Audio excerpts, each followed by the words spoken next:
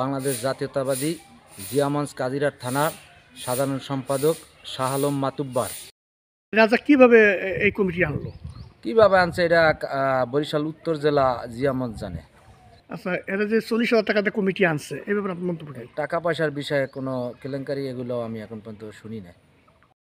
তাকে বিএনপিতে দেখিনি বা কোনো মিটিং মিছিলে এলাকার কাজের থানার কোনো বিএনপি এরকম দেখেন নাই। কোন সংগঠন করছে এটা কাজিরহাট থানা বিএনপি জানে, কিন্তু আমি ইউনিয়নে তো ছিলাম, উপজেলার লাগে পদে ছিলাম, আমি তো দেখি না কোনো সময় প্রোগ্রামে বা আমাদের সাথে যায় নাই। তা সে 5 তারিখের পরে কীভাবে কমিটিটা আনলো?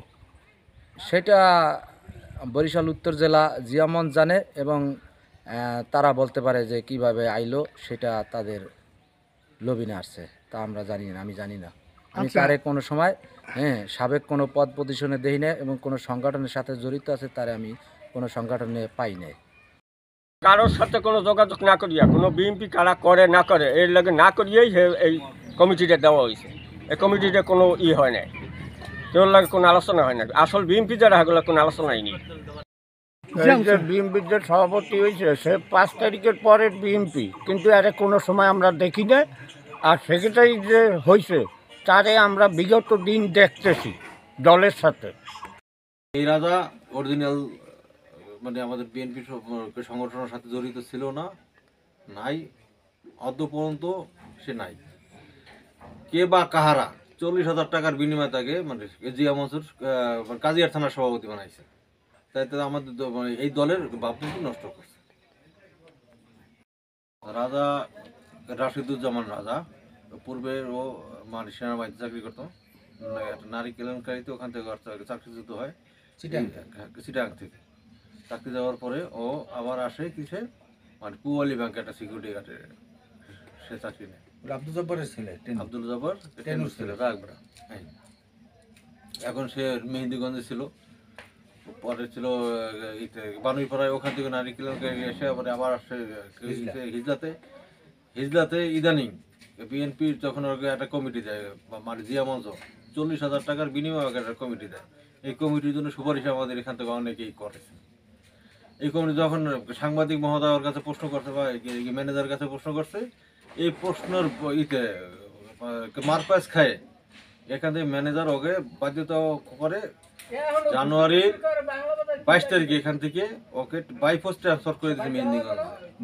এখন সে মেহেন্দিগঞ্জ মানে কর্মরত আছে নাইট গার্ড হিসাবে। বাড়ির নারী কেলেঙ্কারি আছে, মামির সাথে নারী বা মানে অবৈধ সম্পর্ক ছিল। সেলিম সিকদার ছেলে মেয়ের সাথে, লিপির সাথে। হ্যাঁ, সেলিম সিকদার মেয়ের সাথে ছিল অবৈধ সম্পর্ক। জাতীয় পার্টির লোক না বিএনপির লোক? ও তো নাইট গার্ড, পুবালি ব্যাংকের। কোন জায়গা আছে? ও তো হিজলা ছিল, আমি কোথায় আছে জানি না, কিন্তু হিজলা কি ব্যাংক আছে। নারী কেলেঙ্কারি ওই হোটেলে মেয়ে নিয়ে ধরা গেছে, বিভিন্ন ধরনের মেয়ে নিয়ে যেত, বিভিন্ন ধরনের মেয়েদের সাথে ছলনা করতো, বিয়ে করবে হোটেলে ধরা গেছে।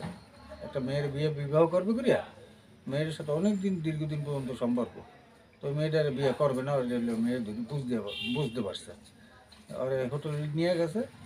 ও আবার দিক দিয়ে লোক বাজাই দিয়েছে, সেনাবাহিনীর লোকেরা ইয়ে বাস বাটাম দিয়ে আর নারী কেলেঙ্কারি অন্তত পক্ষে 2-5টা আমার চোর সামনে আছে। আর মামির সাথে কেলেঙ্কারি করছে রাশিদুজ্জামান রাজা, ওরা তো মানে জীবন শুনি না বিএনপি করে। ও সবসময় আর বাপে ওরা জাতীয় পার্টি করতো, আর মায়ের জাতীয় পার্টির মেম্বার ছিল, ও ওরা জাতীয় পার্টি করতো। নাঙ্গল লগল এই রাজতে এইটা শানু চেয়ারম্যানের দলের লোক, শানু চেয়ারম্যানের সাথে করতো সবসময়।